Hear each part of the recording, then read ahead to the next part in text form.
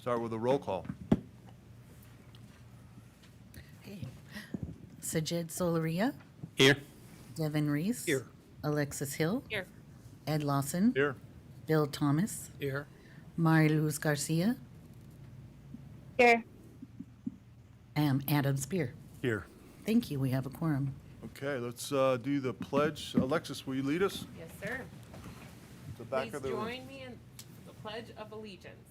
I pledge allegiance to the flag of the United States of America and to the republic for which it stands, one nation, under God, indivisible, with liberty and justice for all. Thank you. All right.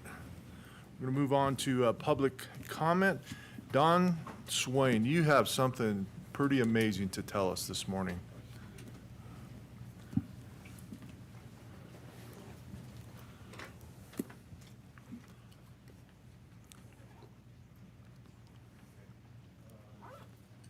Come on up here, turn that mic on for us, so I want everybody to hear what you have to say.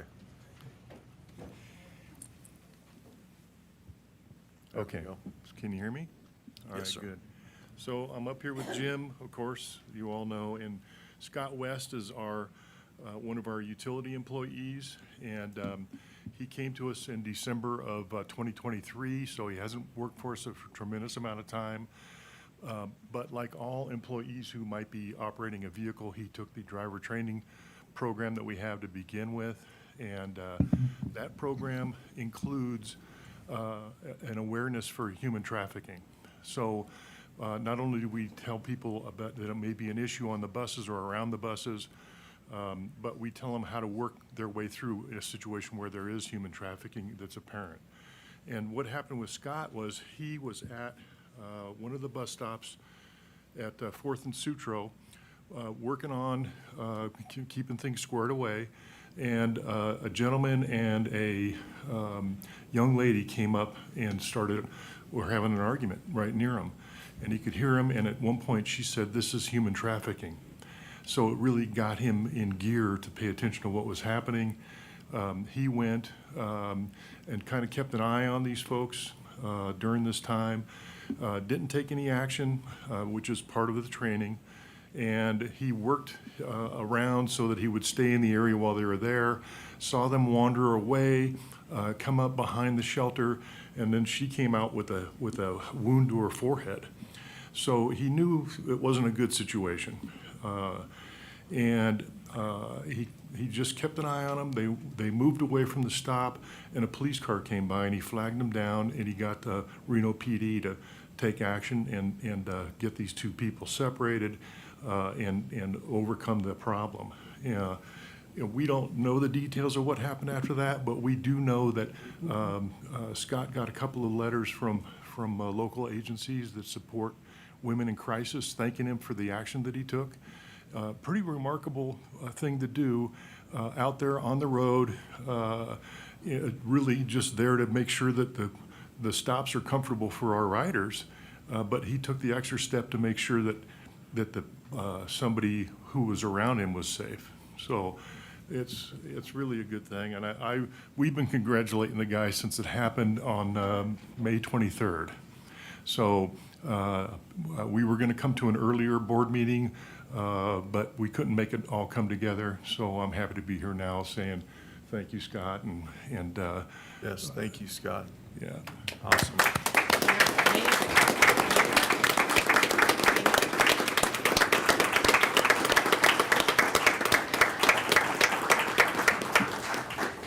All right. Thank you so much. Yeah, we love to hear the good stories. Thank you. All right, anyone else in the public wishing to speak at this time? Not, we're going to bring it back for approval of the agenda. Second. Got a motion and a second. Any further discussion? All those in favor signify by saying aye. Aye. Opposed? Motion carries unanimously. Consent items. Anyone wishing to pull a consent item? Or not, I'm looking for a motion. So moved, Mr. Chairman. We got a motion and a second. Any further discussion? Seeing none, all those in favor signify by saying aye. Aye. Aye. Opposed? Motion carries unanimously. All right, let's move on to public hearing. Conduct a public hearing regarding the approval of Amendment Number 3 to the 2050 Regional Transportation Plan, the RTP. Adopt a resolution approving Amendment 3 to the 2050 Regional Transportation Plan. Dane. Good morning, board members. My name is Juan Wang, Planning Manager with RTC. I'm going to present the Amendment Number 3 to the 2050 Regional Transportation Plan. So the RTP is the first step of the planning process. It's the long-range plan. Our current RTP was adopted in March of 2021. We had 2 amendments completed in January of 2023 and January of 2024. And right now we're working on a full update aiming for adoption in March of 2025. So amendments are needed when we add a new projects or change the schedule for some projects in the RTP. And this amendment is for the I-80 East Vista Boulevard to USA Parkway widening. There was a public hearing last month for the same project, and that was for the environmental and design phase of this project. So this one is for the construction portion of the project. So there's a schedule change. We modeled this project originally for the 2050 model year, and now because of the schedule change, we're going to move it to the 2040 model year based on NDOT's request. So an air quality conformity analysis was conducted according to the requirement, and the project is found to be in conformance with requirements. The Interagency Air Quality Consultation Group met on the 18th of last month and approved the air quality analysis. So we had a public comment period started on Wednesday, June 26th, and ended on Tuesday, July 16th. We presented this amendment to the CMAC and the TAG, and the public hearing is for today. So I'm happy to answer any questions. We also have NDOT Project Manager Chris Kuhn on the line for additional questions. Thank you. Questions from the commission? No? Mayor Luz? I'm good, Mr. Chairman. Okay. Thank you. Thank you. All right, this is a public hearing. Anyone in the public wishing to speak at this time? Not, I'll bring it back to the dais, and I'm looking for a motion. So moved, Mr. Chairman. Second. We've got a motion and a second. Any further discussion? See none. All those in favor signify by saying aye. Aye. Opposed? Aye. Motion carries unanimously. Thank you. 6.1, discussion and provide potential direction to staff regarding the legislative measures to be considered by the 83rd session of the Nevada Legislature in 2025. Mr. Hillerby.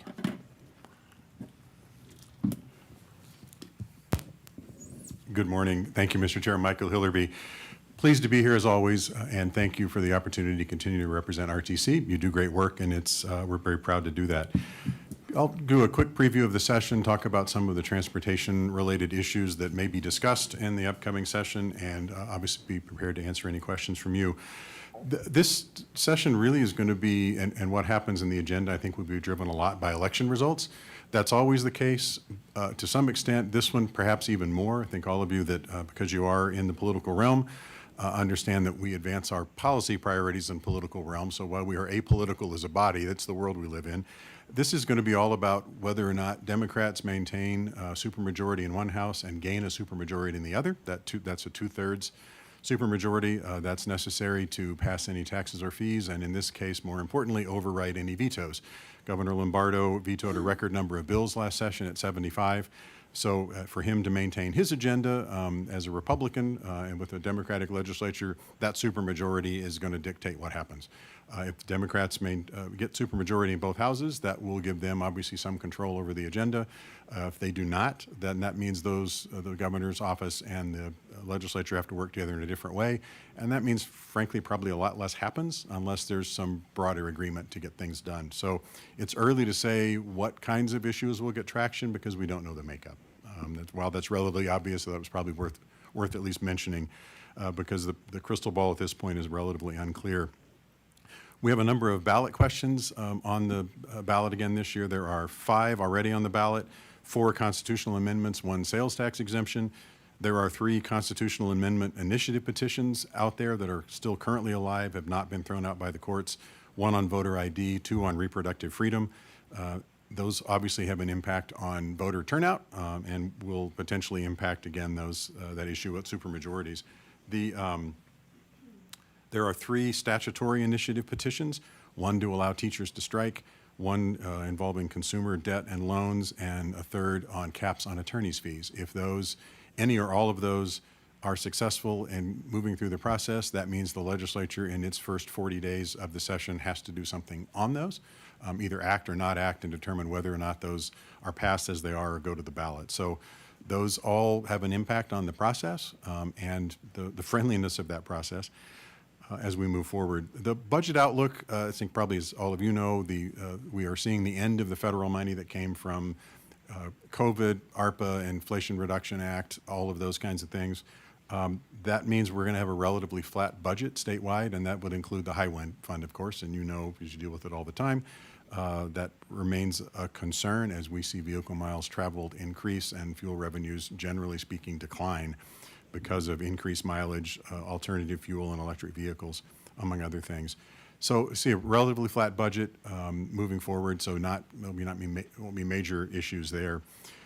During this interim, RTC staff has presented 3 times to interim committees, a general overview of the RTC for growth and infrastructure, another on hydrogen and alternative fuel use as a part of an interim study that the Committee on Growth and Infrastructure is doing, and just earlier this week on complete streets and related programs at a joint meeting of Growth and Infrastructure and Health and Human Services. As always, they did a great job representing you, and you can be proud of that. I'll get to specific transportation issues and then be happy to answer questions. EV and hybrid vehicle parity and how we're going to deal with that and the impact on fuel taxes remains an issue. It's a bit of a head scratcher. It seems as though there's universal acknowledgement of the problem, almost universal acknowledgement that we need to do something, but a real lack of willingness to figure out what the something is and to actually move forward on it and what that's going to look like. We have participated in multiple interim studies over the last several years, either as a member or audience member on this issue. There's a current NDOT working group. Again, it's interesting. There is universal agreement. There's a problem and what the problem is, and but how to do it and exactly what that is and how to implement it. Whether it's a road user charge, there are proposals that could you put a tariff of some sort on charging stations or charging apparatus in people's homes is one way to do it. So that remains an open issue. Have not seen any bill drafts or know about anything specific. We may or may not see a bill draft coming forward in the session. I think there are some legislators that would like to continue to keep the issue at the forefront of people's minds and figure out if there's something to do. That obviously becomes more and more problematic the larger the fleet becomes, or the portion of the fleet that's made up of EV and hybrid vehicles. So no real answer in sight at this point, but again, a pretty universal acknowledgement of the problem. Been a lot of discussion this interim on traffic safety and enforcement. I think you've seen a lot of research and commentary that people's driving habits changed since COVID and have not for the better and have not gotten better since. This has been discussed at interim Growth and Infrastructure a couple of times, just this week at Growth and Infrastructure and Health and Human Services joint meeting. A lot of discussion there. One of the interesting dynamics that's gone on is over the last couple of sessions, there have been some changes to traffic and other criminal justice laws, specifically moving almost all traffic infractions to civil infractions rather than criminal. It's been pushed really hard by the Fines and Fees Justice Center, the ACLU, and others. And what we saw at the meeting this week, to sort of despite the acknowledgement of speeding and general bad driving and some of the safety issues that's gone on and the tragedies that have resulted, some difficulty squaring how do you deal with that with not feeling for the majorities in the legislature as though you've gone back on the recent work again to sort of decriminalize some of these things and deal with what has been seen as a disparate impact of enforcement on some communities. So the other specific proposals that have come up are red light cameras, again, has come up generally speaking. Clark County Commission has that as one of the potential bill drafts. They've not voted on that, but 2 or 3 commissioners mentioned that at their meeting last month. This is a subject the legislature has discussed before. I'll come back around to that in a minute when I mention the other three and what I think is the likelihood of any of those passing. School zone speed cameras, we talked about that heading into last session. There was a bill draft. It never ended up getting a hearing. That's another issue that remains alive. Again, sort of universal acknowledgement that speeding through school zones is dangerous. We've seen the tragedies happen, but a real question about what do you do about it, and can you get a majority to agree on something? More limited within that realm would be cameras on school bus stop arms. So you would catch vehicles as they passed school buses, stopped unloading kids. Again, universal agreement, that's a bad idea and extremely dangerous. I did learn over the last week or so there is a contractor that makes these products and has hired a representation, a lobbyist here in Nevada, so they've been meeting with legislators. So I think that's part of why that particular subset is being talked about. And lastly, speed zone cameras in construction zones when workers are present. That's something the Associated General Contractors is working on, and they do have a bill draft request with a legislative sponsor, so that would be moving forward as well.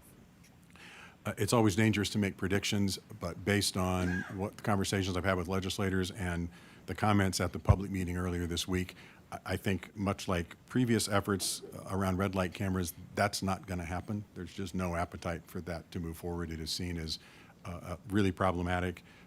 Again, there's because of the rollout that has not been very successful in some communities, while we have an opportunity to learn from those lessons, there's a lot of concern that that would have a disproportionate impact on communities of color and minority and lower income communities. There have been some hiccups over the years with the private contractors running those systems, light timing, other kinds of things, questions about enforcement. Questions raised this week about privacy, how do you know who's driving the car, all of those kinds of things. So I don't see that as an option. If I were to predict, I think one of the limited versions of automated traffic enforcement devices within school zones might have an opportunity, and I think the construction work zone is an interesting one because, again, you've got workers present there, and our unions have a pretty strong presence of the legislature, and those are their members out there, laborers and others. So one of those might have an opportunity to pass this session. I just don't see the legislature doing a broader solution. I think they want to see something very focused with a very obvious problem, something they can see how it works as more or less a pilot project. So that's the traffic safety and enforcement. And lastly, a couple of issues that are of importance to us, but would be of primary importance to our colleagues at RTC Southern Nevada. They continue to look for an opportunity to extend their fuel revenue indexing. You'll remember they were able to get a bill passed in 2013. The legislature allowed them 3 years of revenue indexing. That at that rate continues, but they've not been able to continue to go up without a need to go to a vote of the people. Last session, they came with a bill and were able to get it passed that would have allowed the Clark County Commission to implement the fuel revenue indexing on their vote. So it was enabling legislation by the legislature. That was vetoed by the governor. They have been doing their presentations and laying the groundwork along with the presentations we made at Growth and Infrastructure. They've done the same. They've been out in the community in Southern Nevada making the case for what that money has meant and what their shortfall is on transportation funding. So we don't know what exactly that proposal is yet. They've not announced that, but I think they'll clearly be back trying to find some answer to the fuel revenue indexing problem. And their second issue is transit funding, and that's one where they have a different system and a different set of economic dynamics than we do. So that's one where they're continuing to look at what they might be able to do to handle some transit funding deficits, because as we look out a couple of years, it continues to get larger and larger. They've been making the case. Some of the ideas they've talked about with their Transportation Resource Advisory Committee and others over the years include something like congestion pricing that would be put on taxis, TNCs, limos in the Strip area and others, or potentially diverting some of the transportation connection excise tax. That's the 3% excise tax that's put on transportation network companies, taxi cabs and others per ride. That right now, the first $5 million goes to NDOT, the rest goes to the general fund. So that's one thing, because it's directly collected from passengers and related to transportation, that there might be some nexus there to use some of that, divert it from the general fund and put it for transit support. Those are the issues that we see at the moment. The bill draft request list has just come out, and we've only seen the first 67, none related to transportation. So we'll keep you up to speed as we learn more about what proposals are out there. I will stop and be happy to answer any questions and see what guidance you have for us. Questions from the commission? Ms. Hill? Yes, Mr. Chairman. Mr. Chairman, I understand that Sparks is looking at maybe a toll bill, and I just was wondering, do you mind discussing that if you feel comfortable? And then I can ask some of my questions as well. Basically, just changing the names of a bill that was passed in the Senate and passed through in 2011 by Senator Hardy at the time. And it was a demonstration project, in essence, to see if the project would work. It has RTC Southern Nevada and Boulder City. We're looking to just change it to RTC Northern Nevada, Washoe County, and Sparks. We think that that road is needed. We understand the budget problems and the transportation budget. And in essence, we feel like if this can work, we're handing the state of Nevada a $500 million, $500 million in roads that it will improve safety, congestion, and quality of life for the 25,000 people that live with us and work out in Story County. We've talked with many of the businesses out there, and it's part of their compensation in the California area. Fast Pass is part of their compensation, so the people that are using the road will pay for the road, and we just think it's a great idea whose time has come, especially for our area, that doesn't rely on lands bill. It can be also just be done through the BLM. So that's kind of where we are in a short note. Great. And I know when these bill drafts requests come to the county, we give our liaison, Ms. Matievich, direction to support certain things. And so I just want to vocalize that I would like the RTC to support that when it comes, even though it's not our bill, because I think that that initiative makes sense for our region and will open some other doors as well for transportation opportunities. So I just wanted to express the support, and I don't know if we have to have a formal vote on that, but I want to make sure that the RTC is at the table for you. I don't remember. We'll research and see what I we did. We'll thought, bring it well, I back. was gone last month. No, we didn't vote. We didn't? No. Okay. We gave general direction, and so I just know the Board of County Commissioners, we have to vote on anything that we formally support, and perhaps the bill has to go before us, but I just want to make sure that doesn't fall through the cracks for us, and I want to give that support. But on the red light cameras, I'm sad to hear, your honest perspective on where it's at. I'm not going to kill the messenger. I know it's not your issue, but it's just so sad that we're having people die on our roadways. And I think if there was someone watching them drive, they would behave differently. They'd slow down. And if you go to places like Oregon, you see that people do follow the speed limits because they have cameras where they manage the speed. They do red light cameras. And so I hope that this board will support some version of that. If it's through the school zones, protecting the safety of our community, I think the RTC has to have a role in that. And so I'm hoping that the board will also support an initiative like that. And on the congestion pricing, I'm really interested in that bill. If you could just continue to watch it, and maybe there's potential friendly amendments for Tahoe, because we have congestion management issues up there. And so maybe there's ways we can leverage something like that for the issues that we're finding at Lake Tahoe and the Washoe part of Lake Tahoe. And let's see, I think that's my main points. Thank you, Mr. Chairman. Mr. Reese, you have anything? No, Mr. Ms. Garcia, you have anything? No, Mr. Chairman. Okay. Thank you for your presentation, Mike. Thank you very much. Again, look forward to working with all of you as we head into the session. Thank Good you. day. All right, let's move on to 6.2, approve a construction manager at risk, or CMAR, contract with Granite Construction Company for the construction of, I should put my glasses on, that might help. For the construction of Arlington Avenue Bridges project for a guaranteed maximum price of $30,340,102. Don't forget that $2. We don't want you to get cheated out of $2. Yes, good morning. Thank you, members of the board. Brian Byrne, project manager for the record. Today I'll be giving a little bit of an update on the Arlington Avenue Bridges project, kind of where we've been, where we're going, and kind of the next steps. So for the agenda today, we'll give a project overview, dive into a little bit of the funding sources, our project status. Amanda will go over the CMAR process and a summary of it. We'll finish off with the schedule and some questions and comments. Just as a reminder, we had a kind of a consensus with our stakeholders and local agencies on the purpose and need of this project. This project was to address the structurally deficient bridges on Arlington over the Truckee River. This is also to preserve the hydraulic capacity of the Truckee River, provide safe and ADA-compliant multimodal improvements, and of course, align with the adopted regional and community plans. So a brief summary of kind of where we've progressed and where we ended on this project.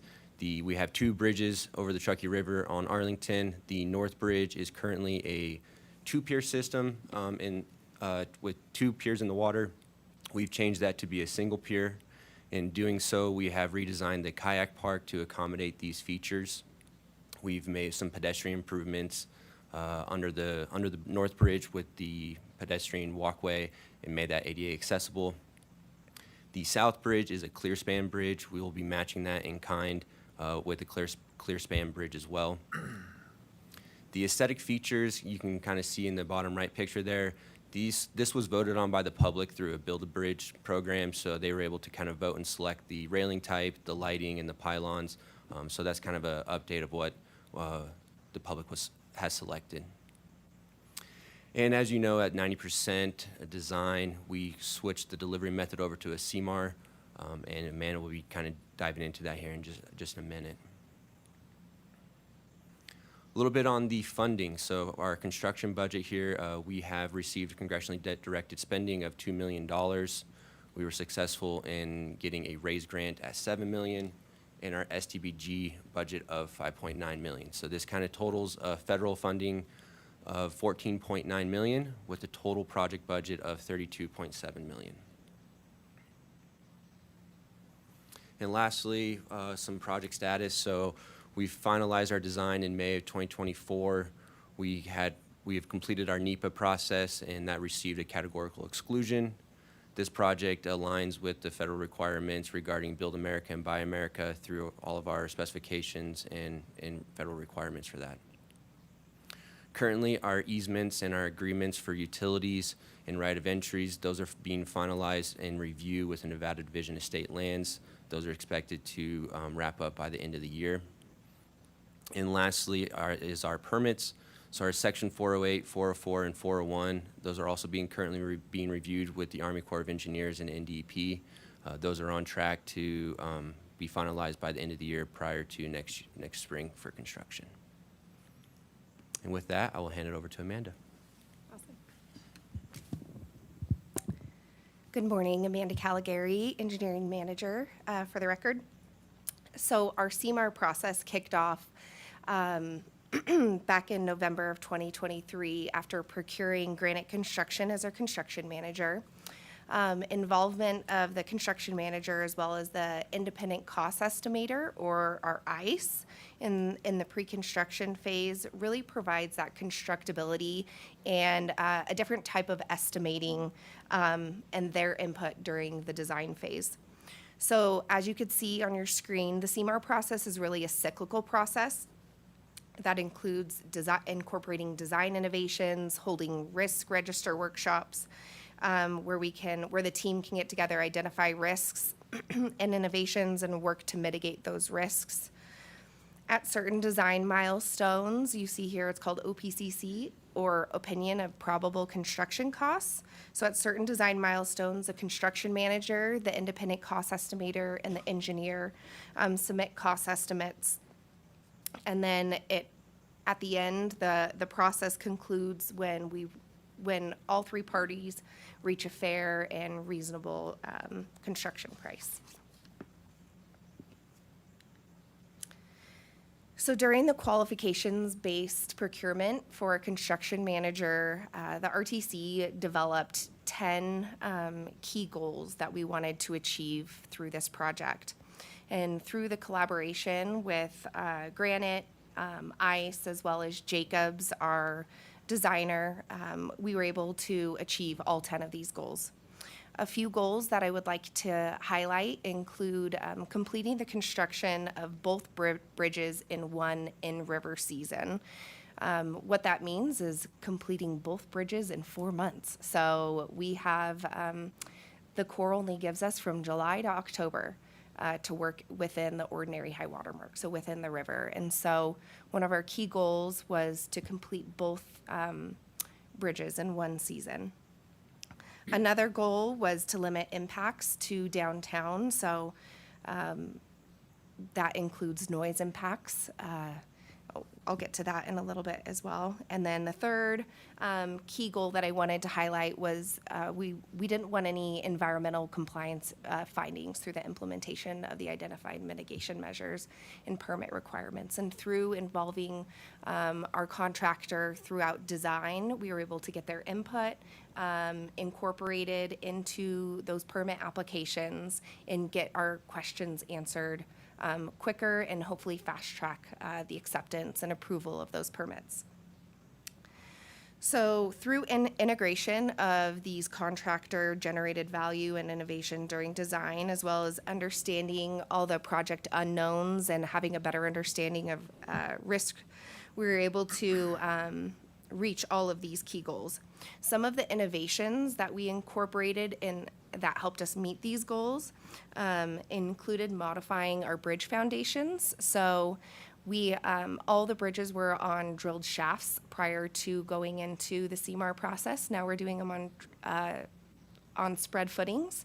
And so what that means is a lot less noise and impact to the community and those who live down there, because drilled shafts is not a quiet operation.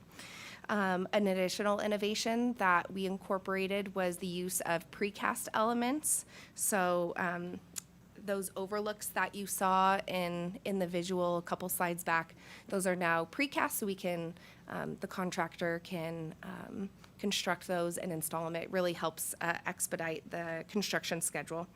So with all of these innovations, as I mentioned, we were able to accelerate the schedule and significantly reduce impacts to nearby stakeholders and the overall community downtown. What you see on your screen now is really the progression of the cost estimates throughout the entire CMAR process. So that first column, OPCC 1, those costs were developed by both our construction manager, Granite, and our independent cost estimator, ICE. Those were based on our 90% design. So no innovations, no risk mitigation. This is kind of the number you might see if we would have stayed the traditional delivery method or design bid build. Innovations were incorporated at OPCC 1A, so we had we had a risk workshop, identified some innovations that we thought we could incorporate. Jacobs did a quick and rough design so that our CMAR and ICE were able to price that, and we saw a huge drop in costs and then continued on with those innovations. Through the process, the construction manager and ICE provide those independent costs with the end goal of converging at a fair and reasonable price, which is what we call a GMP, or a guaranteed maximum price. So in June, we reached that. June 21st, Granite's bid came in just over $32 million. That includes the CMAR fee and the risk register. So I did want to mention that. It's their lump sum bid, the CMAR fee, and the risk register as well. Through this process, we were able to capture about $7 million through innovation, including costs associated with schedule savings. So when we were advancing this project as a design bid build or the traditional delivery method we typically use here, our construction was, as I mentioned, anticipated to extend into 2 full construction seasons, which would have impacted Wingfield Park for 2 full summers, as well as the river users as well. Implementing the CMAR delivery method has enabled us to reduce this anticipated schedule to a single in-river working season, with construction completion anticipated to be in June of '26. So with that, Our recommendation to the board today is to approve our CMAR contract with Granite Construction for the construction of the Arlington Avenue Bridges project for a GMP of $32,340,102. Don't forget the two. Okay, questions from the commission? No questions, just great presentation, great work. Very impressive that you're able to reduce the timing on the construction and also the budget, which is kind of unheard of, so thank you. Okay. Ms. Garcia, you have anything? No, Mr. Chairman. Okay. Well, with that, then we're going to look for a motion. So moved. Got a motion and a second. Any further discussion? All those in favor signify by saying aye. Aye. Opposed? Aye. Motion carries unanimously. Thank you. 6.3, acknowledgement receipt of presentation on the South Virginia Street Transit-Oriented Development Plan. Mr. Dollarhide.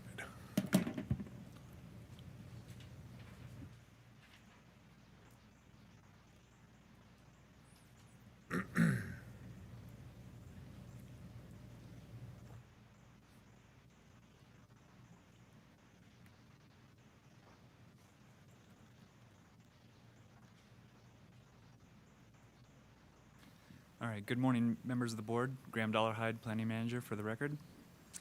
So I'll be presenting the results of the draft South Virginia Street Transit-Oriented Development Plan.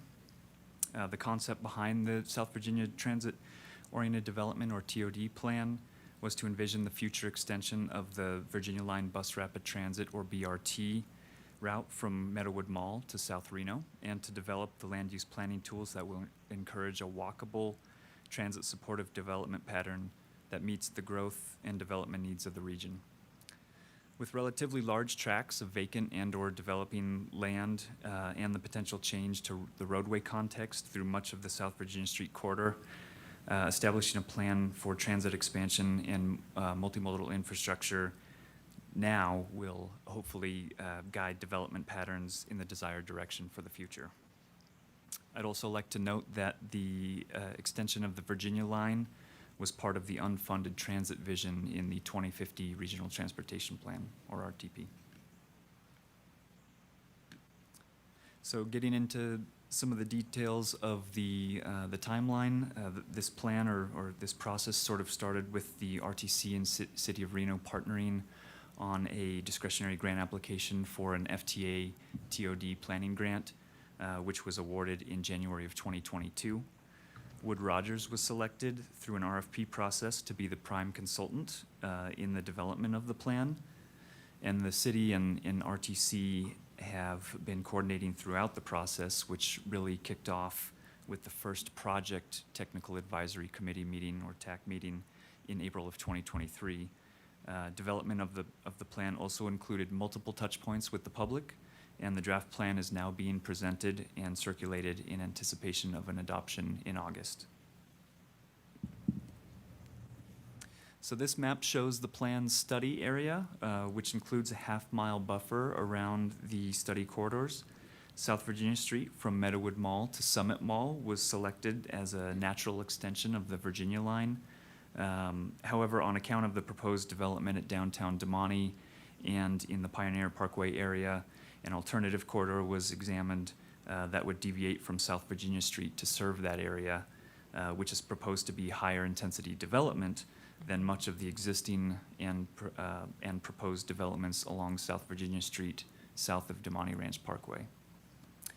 I'll also note that another deviation along Arrow Creek Parkway and Wedge Parkway, terminating at the UNR Redfield campus, was considered but eliminated fairly early on in the process due to diminishing ridership and land use returns. Overall, the program used to model ridership was somewhat limited because it was partially reliant on existing or past ridership data. Because there's not much in the way of existing transit in the study area, it was difficult to predict potential future ridership using solely quantitative data. As you can see from the map here, the only standard fixed route south of Meadowood Mall, Route 56, in yellow there, which really only operates at industry minimum standards for frequency. And then the regional connector, which you see the red line on the map there, which operates between Reno and Carson City, only operates on weekdays and only during AM and PM peak periods. And finally, the FlexRide microtransit service was only just recently implemented and only serves a small portion of the study area. That's the blue shaded areas there on the map. So between these three services, there wasn't a whole lot of ridership data or other data points to input into the modeling system. Getting a little bit more into some of the other existing conditions, the existing level and type of transit service is commensurate with existing land uses. Although the city's zoning provides no maximum on density, the minimums were removed several years ago when the TOD zoning was removed. This was done in response to a lack of interest from developers to accommodate the higher intensities of land use that were desirable. As it stands, land use in that bluish area of the chart on the right there is mostly lower densities. Transit service, as I mentioned, is on par with this type of land use with minimal frequencies for the local service and the recently implemented microtransit. This plan does seek to encourage land use higher up the chain there in that table, which would better accommodate additional transit. So over the past 30 or so years, South Reno has experienced substantial growth, going from about 1,500 population to about 43,000. While these types of percentage and even numerical gains are not expected over the next 30 or so years, some level of significant growth can still be expected. So we looked at three land use scenarios with associated population and job growth assumptions and how that would accommodate different levels of transit service.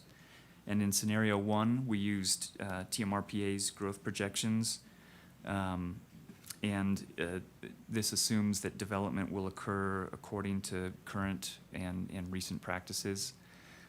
In this scenario, which is colored yellow in this graphic, population grows to about 58,000 by the year 2050 and is able to support a local fixed route.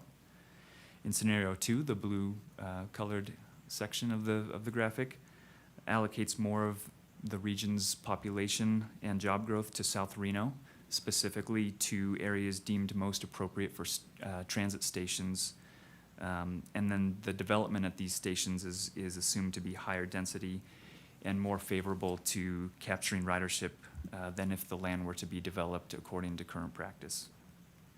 Under this scenario, BRT could potentially support BRT, or BRT could potentially be supported, but it might not reach the level of success that's generally been established by the existing Virginia Line and Lincoln Line BRT routes.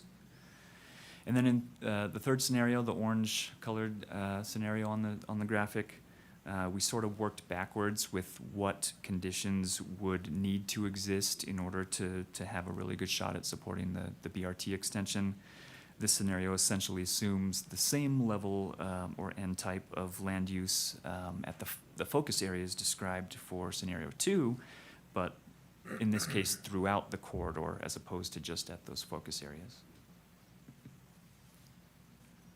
So without some of the land use changes assumed under scenarios 2 and 3, it's not projected that BRT would be successful and is therefore not recommended absent these changes. It is recommended that RTC continue to work with City of Reno to encourage transit supportive land use and to revisit route planning periodically. For example, RTC could use its short-range transit plan, known as TOPS, to look at potential service needs and adjustments in the South Reno area. The next opportunity is upcoming, with the next TOPS study projected to kick off sometime in calendar year 2025. As transit services evolve in the area, the RTC could also conduct a more in-depth transit alternatives analysis, which would presumably also include better data points to use with the modeling. Finally, the RTC could potentially seek public-private partnerships opportunities to acquire and or develop land more supportive of higher frequency transit service. These types of partnerships are also viewed favorably by the FTA, which would position RTC for potentially obtaining discretionary grant awards.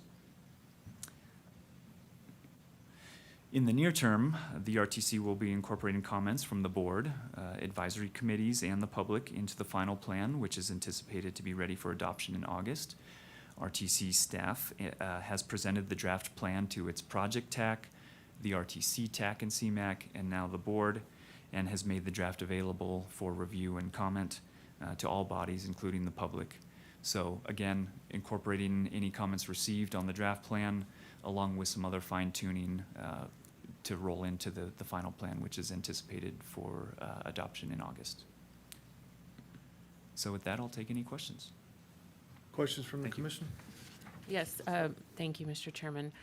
Great report, and I think there's a lot of potential in this area for that P3 that you were talking about, and I'm really glad that you addressed that in the final part of your presentation. I think there is opportunities for RTC, if the board is willing to do it, to sit down with some of these private property owners of vacant properties and see how we can leverage federal dollars to see if we can get multifamily. And I also saw hotel usage as a recommended usage down there, and I think that that's another thing that I'm putting on my RCVA hat. We need more non-gaming, non-smoking properties in town too. So I think that there's opportunities, and I'd love if this board was willing to give staff direction to kind of have those discussions and see how we can be a leader in that and see how we can leverage our resources to support what we want to see down there, which is more public transit and rapid public transit. So those are my thoughts, but great report. Thank you. Mr. Reese, you have anything? Ms. Garcia? No, thank you. Okay. Do we need a vote, Mr. Spear, or we just accept the report? It's at the board's discretion. I think But we're I- going to be coming back next month for your actual action on this. So we wanted to get it ahead of, Okay. a month ahead, so you had an opportunity to digest it as well as the rest of the community. So you'll see it on consent next month for action. Okay, all right. We'll move to 6.4 then. Acknowledge receipt of the RTC strategic roadmap for FY 25-27 and provide input and direction regarding next steps. Erica?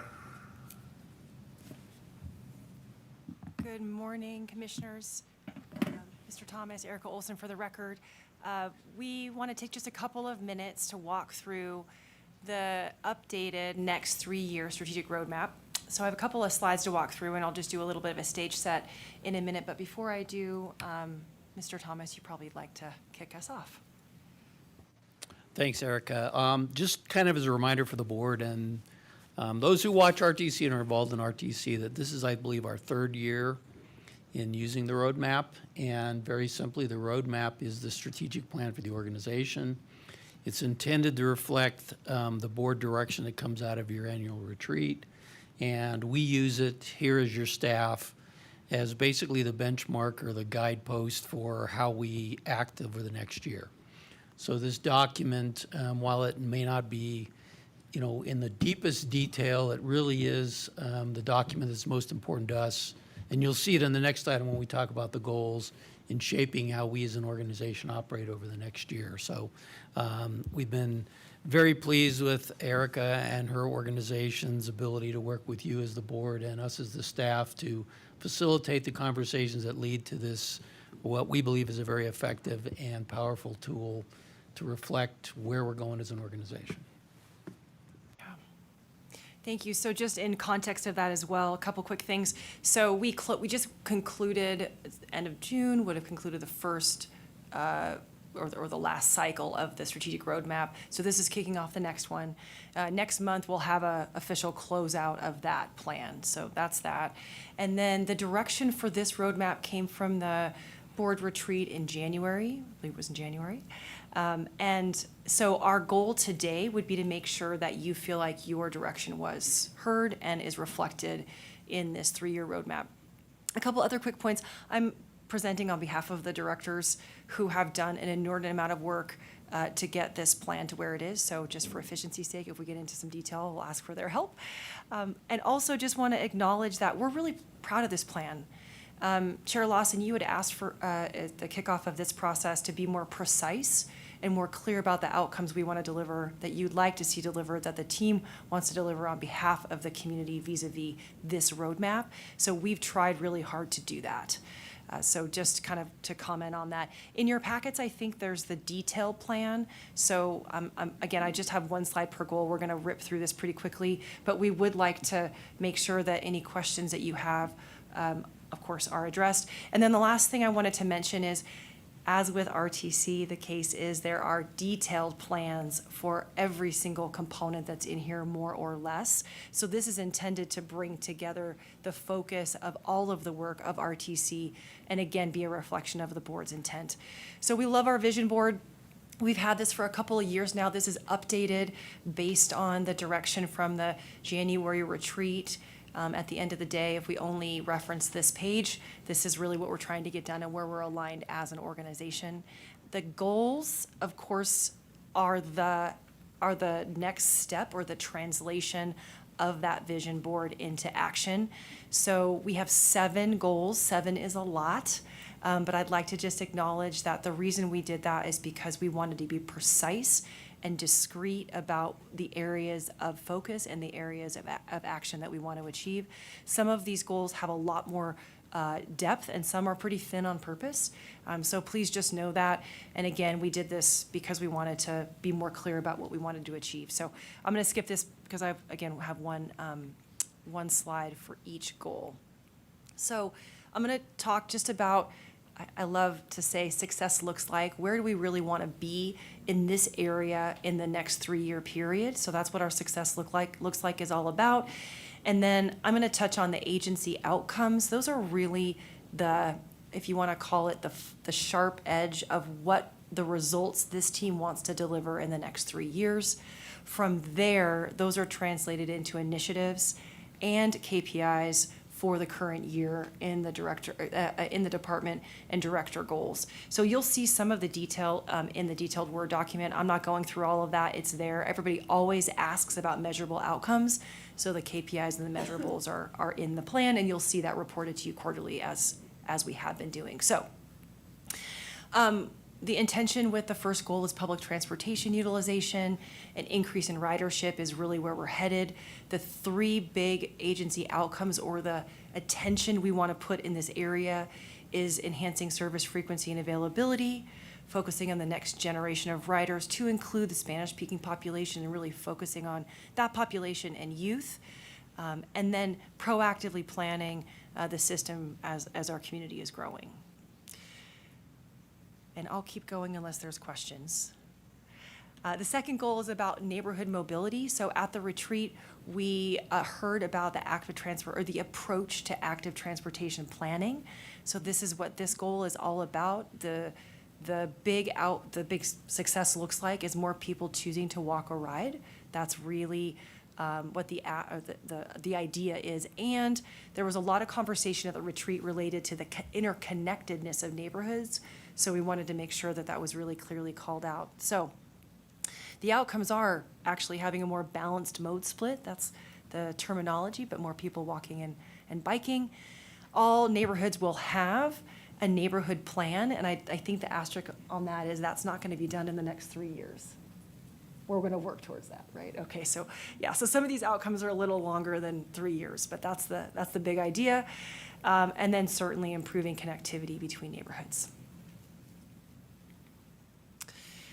Goal 3, we heard a lot about the Truckee River. We're putting attention on the Truckee River as a mobility corridor. That was not just subsumed into any of the other goals, but pulled up. We're clear about the fact that what does that mean and what does that look like and what is RTC's role in that. So the idea is to explore improving the Truckee River as a transportation corridor, and then the outcome is specifically trying to shape the path. This is an example of a goal that is to be explored further. Mr. Thomas, anything to say about this one specifically? Okay. Goal 4 is about congestion, and success looks like maintaining and, where we can, improving system-wide performance. We didn't want to say improving solely because obviously there's growth occurring. We're all well aware of that. So we'd like to maintain where we are today, and then again, in some areas, improving. The two outcomes, the first one is about dynamically managing traffic. So we heard about that at the retreat with ITS. So that's what that is all about. And then the second one, of course, is looking at those areas where we need to expand transportation options. So, that's where the projects related to TRIC, et cetera, are. So, Goal 5, we put some attention on this. Safety is just part of the DNA of this organization, of course, but we wanted to the team wanted to make a goal around it. We also heard a lot about it at the retreat as well. Realizing a tangible reduction in both severity and frequency of traffic crashes. We just heard about that earlier in the meeting today. 3 big outcomes in this to remove segments from the high injury network. It is, as my understanding, we remove them and then new ones are worked on, but the idea is we're working through them and then we're identifying new ones. A more data-based approach to road safety. And then just to call this out, this is missing a couple words here. The Washoe County School District Infrastructure Plan, the intention is to sync up with that process, which we're all well aware of what's happening with that. So that's what we're missing the school district acronym there, but that's what that's about. And then goal 6 is about maintenance and finding the optimal balance between maintenance and new roads. It's always the balance here. So the first outcome is about identifying those gaps and really working with regional partners, supporting and going hand in hand, supporting local jurisdictions to pursue funding for roadways as well. And then the third one is really about fuel tax and electric vehicles and working on that, which we're also aware of. And then the last goal, but also please note these are not prioritized, they're just numbered for practical nature. Being an engaged organization, success looks like a proactive approach and being responsive to staff and community. A lot of work around organizational development, both with staff and then of course within the community, and really starting to, or advancing RTC's story in the community and all the work that the team is doing. So. And it being a two-way conversation with community needs, I should say that as well. So that's inherent in this goal. So that was really quickly going through a whole heck of a lot of work. Mr. Thomas, anything that I missed or anything to underscore? Thanks, Eric, as usual, an excellent job in pulling together very succinctly what is a lot of work. I would just say that even though this document is formally presented here, that this is a dynamic process. We're always working and striving to make improvements, so whatever action you take today is not etched in stone. We, as an organization, always want to be responsive and flexible to dealing with whatever the transportation issues are, but we feel very good as your staff that this captures in a way that we can understand and act on what direction you gave us. So it is important for us to hear back from you that, yes, we hit the mark. Okay, questions from the commission? Ms. Hill? No questions, but great work, and thank you for working with this board and the staff to get this out in the community, and I think this is definitely something we should be proud of, and looking forward to working with this board to make this happen, so thank you. Thank you. Yep, thanks, Erica. Mr. Reese? Thank you, Mr. Chair. I think it's been an iterative process, which I very much appreciate. And so for my part, I want to say thank you for facilitating it. I think ultimately the concern I always have about any planning document is that we carry it out. Because on a lot of boards and commissions, and given the length of time of service, the combined length of service of the folks who sit on this board, it's a lot of years. I want to make sure that we actually go out and carry out the things we say we're doing, because we do some planning documents, they sit on the shelf, it doesn't help us. So as long as we are meeting them and we're having those check-ins like we talked about, I think that it's excellent roadmap for what we can accomplish. So my interest will be over the coming year, is to say, yes, you've met the mark for where we are today, and then we've got to have sort of routine check-ins about it so that we make sure that we're measuring our effectiveness as a board, because also it's a way for each of us to hold each other accountable to the goals we set together. Because oftentimes people can get very one-tracked on their important issue, and so I'd rather have us as a board having routine check-ins about it. So that would be my only real bit of inquiry or additional information. Councilmember Reese, yep, absolutely. And this year we reported quarterly, so we'll do that again with a closeout next month. You know, just to comment on that too, our intention is to serve that up in a very succinct, quick, two-page manner. There's always a lot of detail behind that. The other thing I wanted to mention too, and it was a comment that you made, I think, in one of the last presentations as well, is putting a sharper edge on the KPIs. And so the team really did a lot of work around identification of meaningful performance measures, because that's another thing I think that can be a little bit a throwaway sometimes. And so the team really focused on where do we really want to move the needle? How are we going to report on these? And let's make sure we can report on them quarterly. So again, kudos to the team around making them meaningful and then also making them meaningful for this board. So I look forward to this cycle even being more impactful in that regard. So, and I guess the last point I would make is these initiatives, as I mentioned, are synced up with the agency goals. So we're really serious about how this stuff like turns into action within the organization. So thanks for that. Okay. All right. Anything else? Ms. Garcia, you got anything? Good morning, Erica. I just wanted to say thank you. You did an excellent job taking the perspectives and the priorities of the board and distilling it in a way I think our constituents would really appreciate. It's easy to understand. It, I think, reflects what our constituents are also prioritizing and interested in. So just overall, great job. Thank you. Okay. All right. With that, then, I'm looking for a motion to accept the report. So moved, Mr. Chair. Got a motion and a second. Any further discussion? Seeing none, all those in favor signify by saying aye. Aye. Aye. Opposed? Motion carries unanimously. Thanks, Erica. Thank you. Item 6.5, approve the RTC goals for fiscal year 25, July 1, 2024 through June 30, 2025.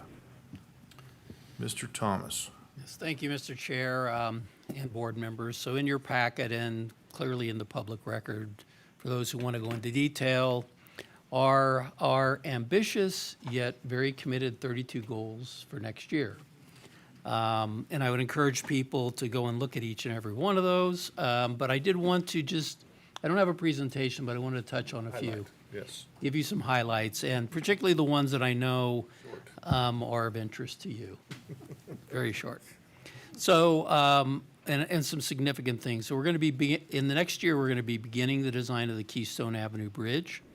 We're going to start construction on Arlington Avenue Bridge, Sparks Boulevard widening, and the Mill Street widening. So some pretty significant projects in our community will start next year. That'll make a real difference. They'll obviously be impactful, but they'll make a real difference in the community's ability to move around. We will finish construction on Steamboat Parkway, Somerset Parkway, and South Virginia I-580 to Longley. We also, now that we have the 3 MOUs executed, we will start to begin and make a difference with the ITS master plan implementation, which again should directly result in improvements in our community for the traveling public. We'll begin the BLM application process for both the Tri-Center to La Posada and the Pyramid to Lemon Drive roadways. So that'll put us in a better place for those 2 roads that'll be important to our future. We will and continue to make Sun Valley Boulevard our highest priority for federal funding. And that will be, hopefully we'll be able to come to the board in the near future with probably multiple grant requests till we get the money for funding that project. We're working very closely this year with our Lake Tahoe transportation partners to define our transit role and level of support, as well as studying things such as park and ride opportunities to address transportation to and from Lake Tahoe, and particularly the Washoe County area of Lake Tahoe. As mentioned, we are looking at the Truckee River Corridor and how it can function as part of the transportation network.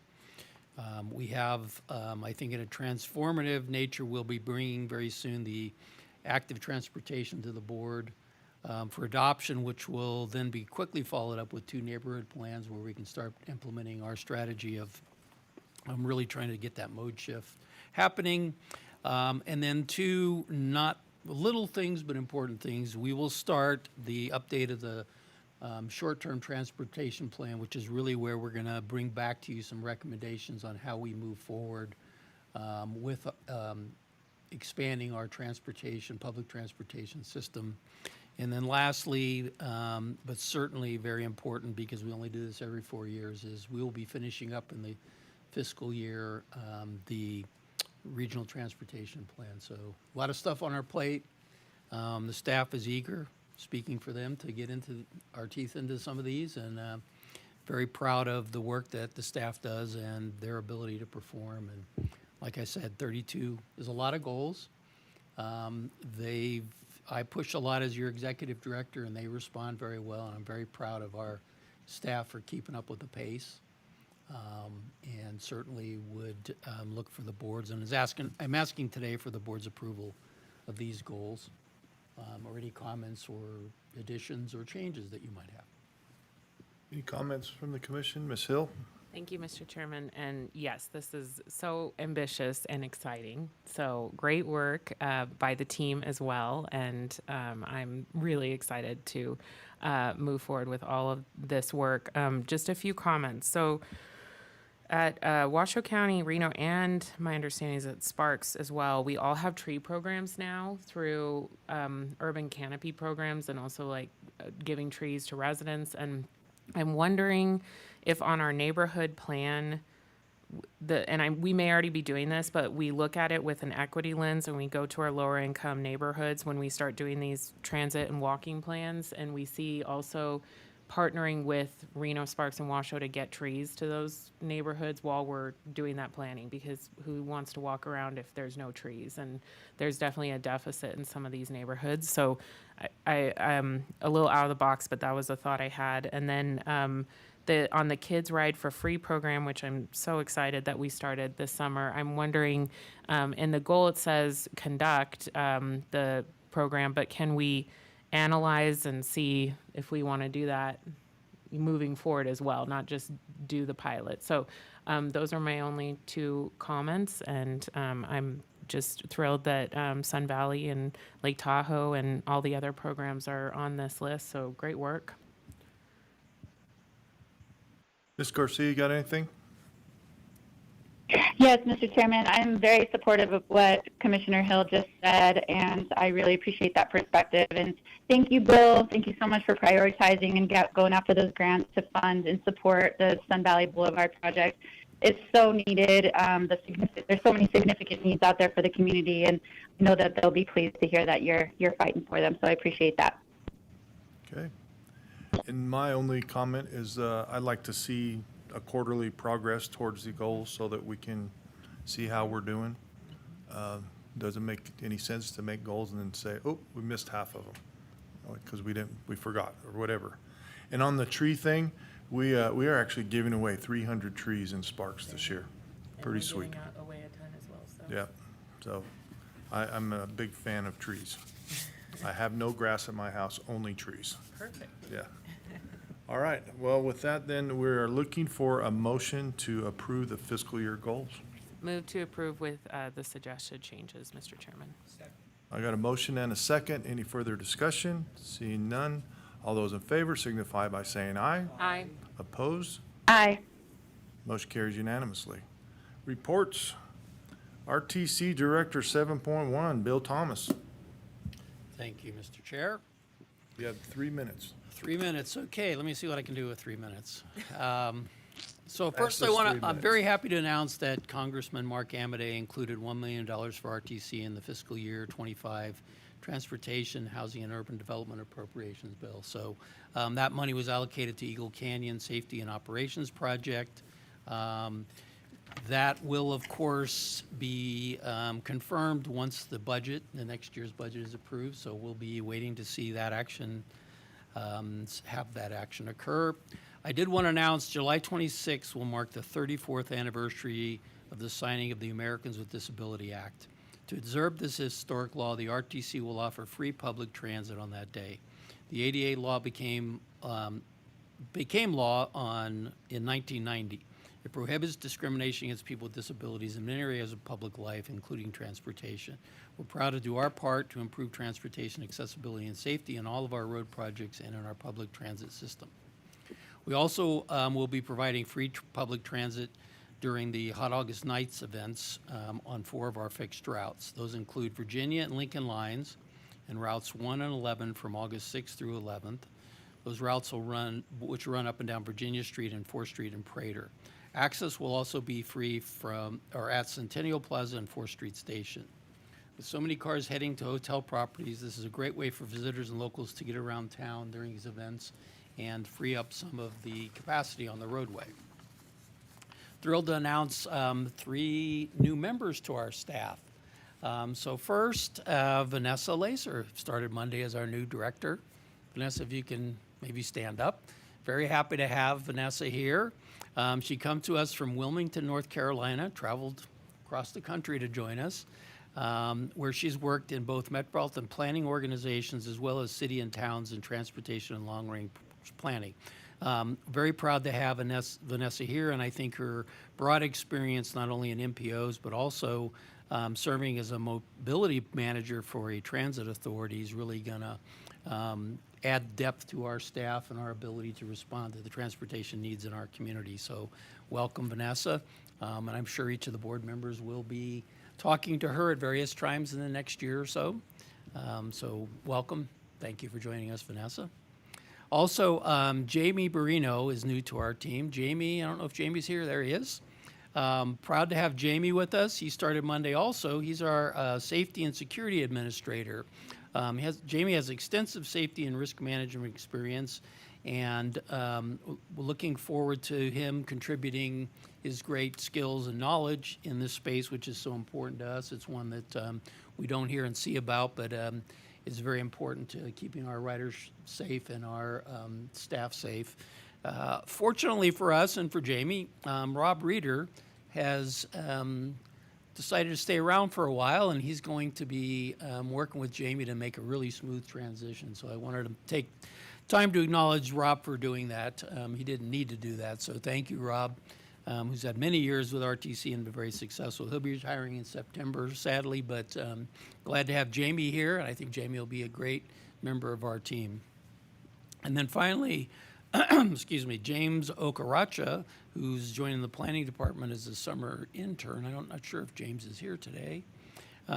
James is joining us actually for the second time. He has a PhD in geography. He's working on a PhD in geography at UNR. And right now, James is specifically working on the Truckee River and gathering data for us for the effort that we just mentioned in our goals.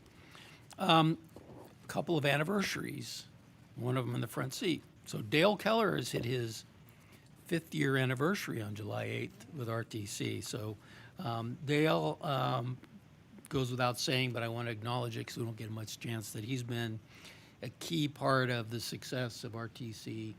And I'm very proud that he was willing to become the deputy executive director, and he serves as director of engineering. I know all of you working with him know how responsive he is, how knowledgeable he is, and he's done an amazing job at not only assisting our regional partners, but also taking it to the next level.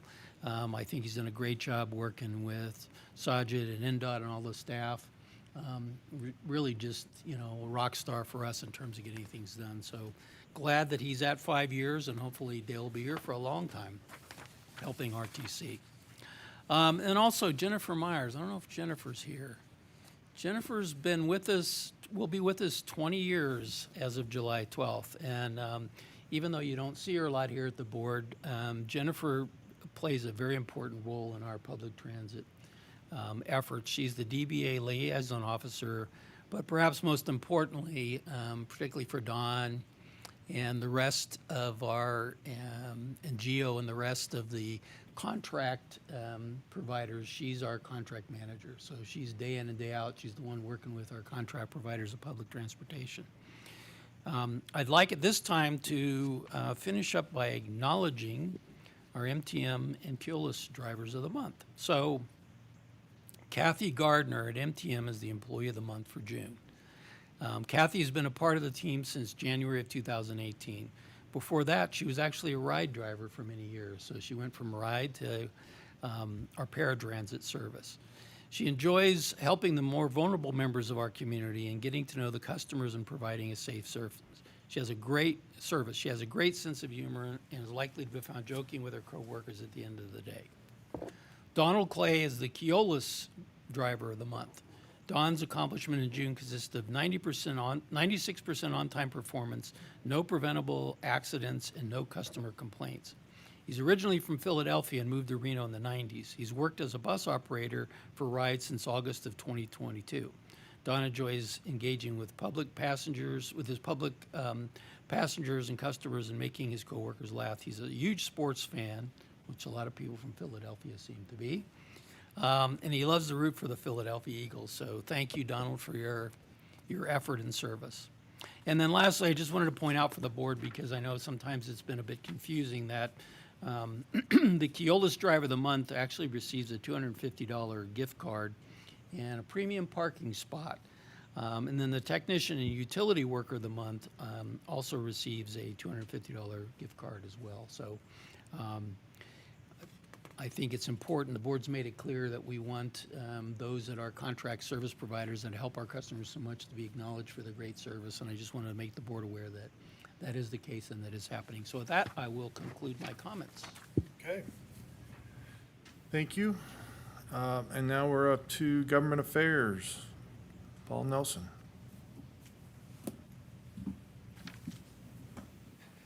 Good morning, Paul Nelson, Government Affairs Officer. Last week, we submitted our application for the SMART grant, and we're applying for $1.1 million.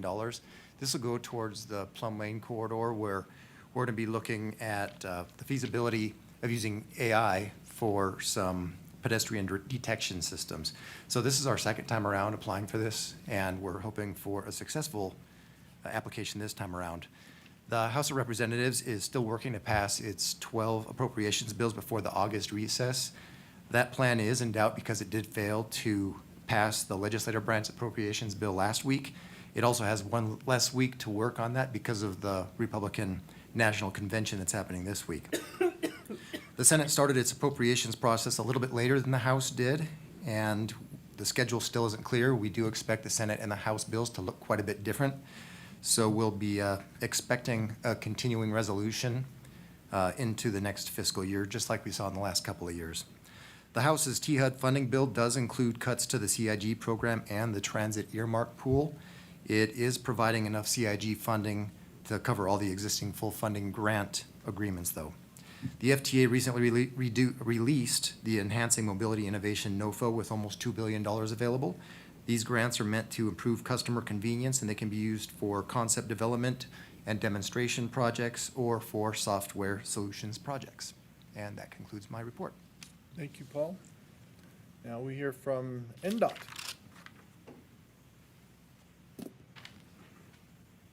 I can get the mic working. Good morning, everybody. Thank you. Before I begin, I will provide an update on some of the projects that are under construction in the area. So I'll start off for the record. Sajid Solaria, NDOT Deputy Director. All right.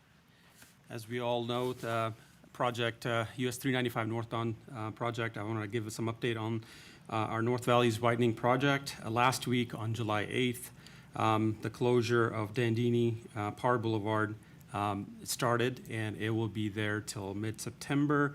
That is due to realigning our off-ramp due to profile change and some better visibility on the turns, and that will be provide that. But Also, just this is the northbound on and off ramps are closed. Southbound ramps are not affected, but they will be open during the daytime with periodic overnight closures for some construction activities. We continue to meet with our partners, law enforcement, TMCC, and DRI, and other stakeholders to keep everybody informed and updated. Our crews are making good progress on the project. Right now, they're pouring concrete for the future widening of the lanes. Ultimately, this project will widen and repave approximately 4 miles of US 395 North McCann to Golden Valley. For any further information and updates, we have on NDOT website, we have a project website that is provides updates. If you want to, there's hotline as well. If you like to get some text alerts, you can sign up as there and as progress of the project of construction activities due to traffic control. Next, I wanted to kind of bring up this project that we are working on, University Way resurfacing / reconfiguration project. That also started, it's over I-80. Last week, it's also same time, July 8th. University Way has been closed over I-80 between Maple and West 8th Street as we resurfaced a small portion of the roadway over the interstate. And this, as the resurfacing is kind of wrapping up this week, University Way will be permanently reconfigured to one-way street over the coming weeks. The one-way configuration will be more effectively accommodate increased traffic and associated with university expansion in the area. We are reminding drivers to anticipate new traffic patterns and to travel safety in the area. There will be periodic I-80 ramp closures for continued repaving activities in that area. Next, I also have, like I said, there's a lot of activity going on. North McCarran resurfacing as well between North Virginia and Clayacre. That is, since last Monday of the week, there has been overnight and weekend closures to perform that initial resurfacing. And this weekend, Saturday and Sunday, lane restriction will be in place between 3 a.m. to 6 p.m. daily as we place the slurry seal for the new roadway surface, which is well needed. This is just the initial resurfacing. Will make this, drive more smoother and help preserve the roadway before more extensive resurfacing plan in the future for this area. Another project, we are proud to partner with RTC. I wanted to kind of mention the recent openings of the new shared use path on the Pyramid Highway between Queensway and Los Altos. This path has been open since the start of the summer. Even though there's we have over 108, 9 degrees temperature, not like Vegas, 120 degrees, it's been hot. We have seen pedestrians, bicyclists, and other, people are enjoying the path and using it, so this is very, very good to see. The shared use path was developed in the input and insight from our local advocate groups, stakeholders, and we want to thank RTC for leading the environmental phase of this project as well, and we appreciate your continued support to enhance the Pyramid Highway connectivity project. Construction on that widening Pyramid Highway project remains on schedule, and the crews will soon begin paving additional highway lanes. So it's on schedule. I think the completion date is next year, early next year. Lastly, Tracy would like to extend her thanks, Chair, Mayor, as well, that she, I think, attended this event. I'm a little bit jealous. As a transportation geek, I wanted to see that too, but it looks pretty cool even in the picture. She just, wanted to extend that thank you to you. And this was, I believe, was restored from original service that was done in 1940s, 50s, and 60s. And this looks pretty cool. And we appreciate the partnership. 41. Yep. So that kind of concludes my update. This is just kind of the highlights of the projects in the area. Yeah, the Big Boy train was a big success. It's funny to watch it on social media and people that spread all across the West Coast are filming it. Yeah. But thank you very much. All right, let's move on to commissioner announcements and updates. I think, Bill, you got a bunch of direction during the meeting. Are you clear on all of that? I am. Do you have anything else? Yes, sir. I do now have childcare earlier, and so if the board does want to look at a 9 a.m. start time for board meetings, that's something I can now accommodate. So just wanted to throw it out there if the board wants to look at something like that. And do we have EV chargers at this administrative building? don't believe we do. Okay. I can, if you're interested, I can put you in touch with MV Energy, because that's a grant that we can apply for and support staff who are driving EVs or visitors, et cetera. So EV now? we've had an EV for a long time. I drove it this morning and I was like, oh, I want to charge it, but I didn't see anything. But but I know that other people as well, and we want to make sure that we support that at RTC. So I can help make that connection. Thank you.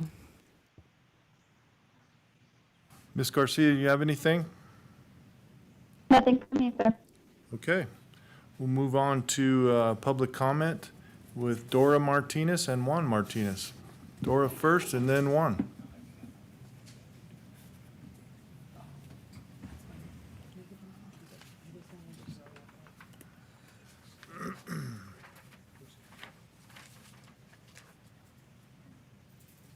Oh, she's got a new dog.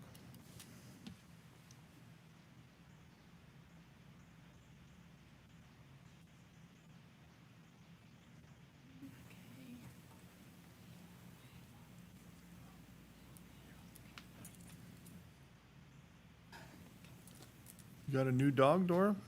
Yes, it is. Very 2 beautiful. years old. Very beautiful. Thank you.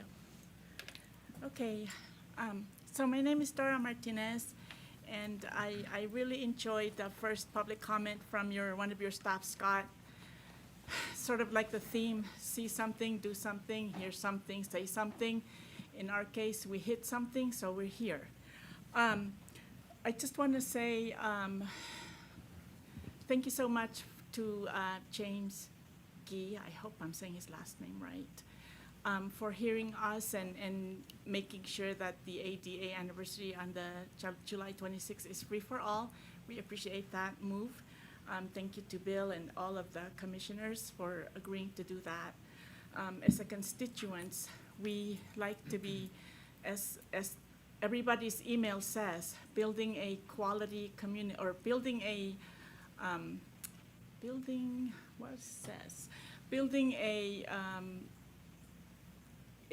quality community through quality transportation, and I really do appreciate that statement.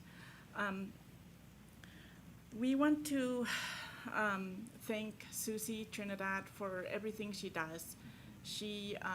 I went to Florida, and let me tell you, paratransit here is so much better than some of the counties there. So kudos to RTC folks, RTC Access, and the bus drivers. And I just want to put in a plug that Access drivers, I hope that their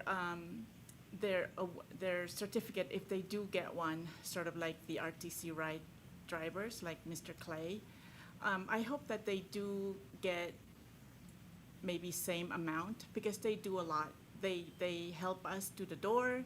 They make sure that we don't fall on the steps when we get on the bus, and the dog doesn't get his toes run over by wheelchairs. So hopefully that Mr. Gio and whoever's running that show will give them an increase. I'm gonna step aside and let Juan talk. My name is Juan Martinez. We live up on North McCarran Boulevard and West 7th Street. There is a bus stop there on the corner of North McCarran Boulevard and Mayan that does not have a bench. And there is a lot of shopping carts that are scattered around that bus stop that riders use.